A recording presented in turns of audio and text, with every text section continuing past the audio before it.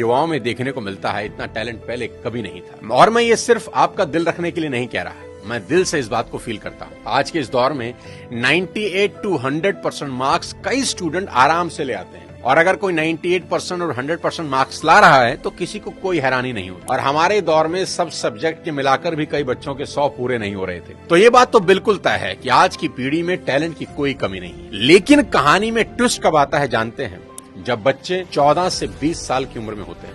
अब इनके हार्मोन्स जम करने लगते हैं, और इसका सबसे गंभीर असर ये होता है कि ये हार्मोन्स बच्चों को पेरेंट्स से दूर कर देते हैं, क्योंकि इस उम्र में बच्चों को चाहिए आजादी, और माँ बाप वो आजादी देते नहीं, क्योंकि वो जानते हैं इस तरह की आजादी के लिए ये उम्र सही नहीं है। तो पेरेंट्स रोकते हैं, समझाते हैं, उनको पता है ये उम्र फिसलने वाली है, यही वो उम्र है जिसमें फ्यूचर बन भी सकता है और बर्बाद भी हो सकता है।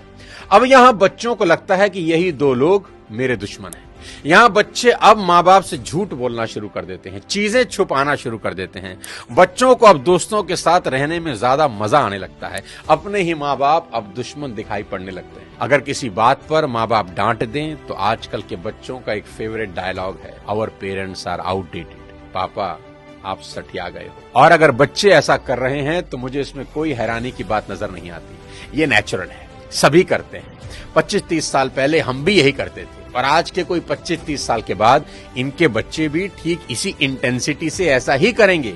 ये साइकिल चलता रहेगा। अरे आपको दिक्कत क्या है हमसे? कम से कम हम कोशिश तो कर रहे हैं ना। बाकी मोहल्ले के लौंडों के जैसे सड़क पे आवारागर्दी तो नहीं कर रहा है, लंठाई तो नहीं कर रहा है। पढ़ाई पे ध्यान दिए होते हैं तो अरे नहीं गया ध्यान पढ़ाई पे। एक और कहानी जो इस उम्र में होती है वो ये कि बच्चे अपने पेरेंट्स से अब नफरत करते हैं और दूसरे पेरेंट की बात खुशी खुशी सुन लेते हैं।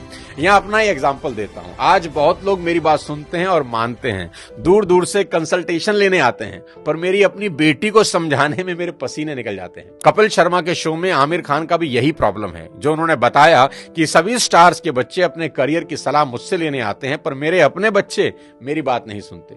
बच्चे बात सुने या ना सुने ये मेरी प्रॉब्लम नहीं है, मेरी चिंता कुछ और है, वो बताता हूं आपको। अभी कुछ दिन पहले मैं एज अ चीफ गेस्ट अपनी बेटी के स्कूल में गया, जहां उनकी प्रिंसिपल ने मुझे इनवाइट किया। उनका कोई एनुअल डे प्रोग्राम था। मैंने वहां भी यही कहा कि मेरी चिंता बच्चों की परसेंटेज को लेकर कुछ ज्यादा नहीं है, क्योंकि पिछले 20 साल में कोई 200 से ज्यादा कॉर्पोरेट्स को मैं ट्रेन कर चुका हूं, और मैं जानता हूं कि स्कूल और कॉलेज में पढ़ाई जाने वाली 90% बातें जिंदगी में कहीं काम नहीं आती, और 90% बातें जो जिंदगी में काम आती हैं वो स्कूल और कॉलेज में पढ़ाई ही नहीं जाती। मुझे तो याद ही नहीं कि कब sine theta upon cos theta is equal to tan theta मैंने अपनी जिंदगी में कहीं इंप्लीमेंट किया। एज अ पेरेंट आज मेरी सबसे बड़ी चिंता यही है कि बच्चे किसी गलत संगत में पढ़कर कोई गलत रास्ता ना ले लें, क्योंकि कुछ रास्ते ऐसे हैं जिसमें वापसी करीब करीब नामुमकिन है, जैसे नशे का रास्ता, जहां एक बार इंसान चला जाए तो फिर वापस नहीं लौटता। नशे पर एक पूरा वीडियो मैंने बनाया है, एक बार जरूर देखना। कोई ऐसा कदम ना उठाएं जिसका पछतावा उन्हें सारी उम्र हो।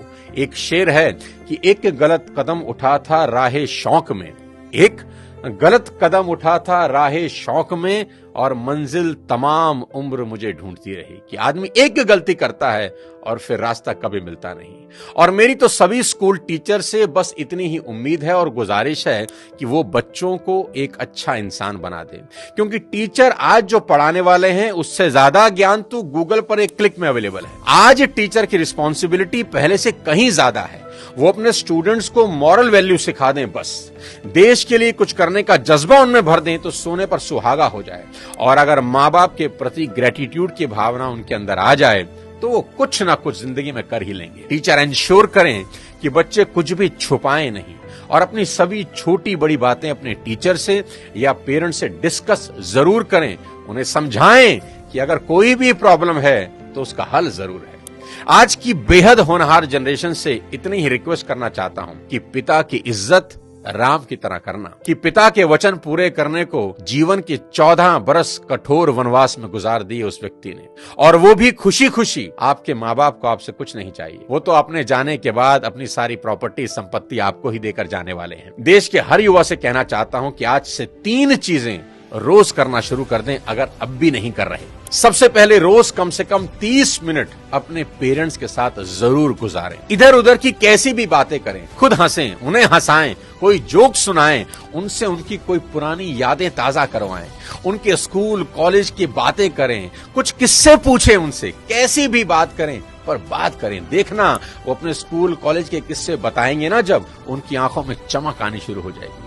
क्योंकि दोस्त, जैसे जैसे आप बड़े हो रहे हैं ना, आपके माँ बाप बूढ़े हो रहे हैं और ये समय फिर नहीं आएगा।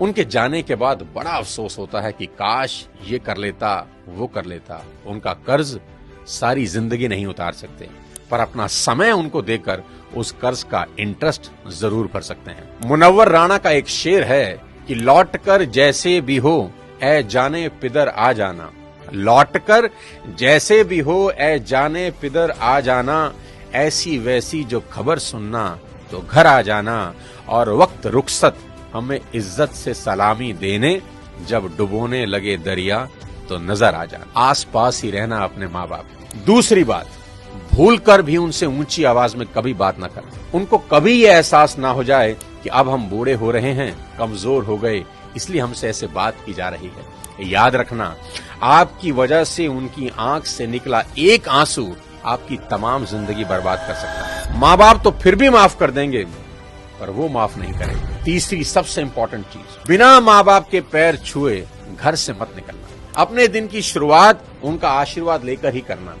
मैं आपको ये अपने पर्सनल एक्सपीरियंस से बता रहा हूं कि ये एक ऐसा सुरक्षा कवच है जो आपको बड़ी से बड़ी मुसीबत से बचा देगा। दिल से दिए उनके आशीर्वाद को भगवान भी नहीं टाल सकते। बस ये 3 चीजों पर अमल करना शुरू कर देना मेरा दोस्त। मेरा दावा है देवता भी आपको आगे बढ़ने से नहीं रोक पाएंगे। मैं चाहता हूं कि आप इस वीडियो को पूरे देश के नौजवानों को भेज दें, हर माँ बाप को भेज दें। हर माँ बाप अपने बच्चों के साथ बैठकर ये वीडियो जरूर देखें।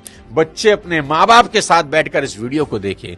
बहुत सी चीजें हम रोज शेयर करते हैं व्हाट्सएप पे, यूट्यूब पे, यहां वहां से, पर आपसे रिक्वेस्ट है कि इस वीडियो को पूरे देश में शेयर कर दें और मिलकर भारत को एक बेहतर भारत बनाएं। अगले किसी और वीडियो के साथ फिर आपसे मुलाकात करूंगा। तब तक अपने स्वास्थ्य का ध्यान रखिए। Thank you so much. जय हिंद।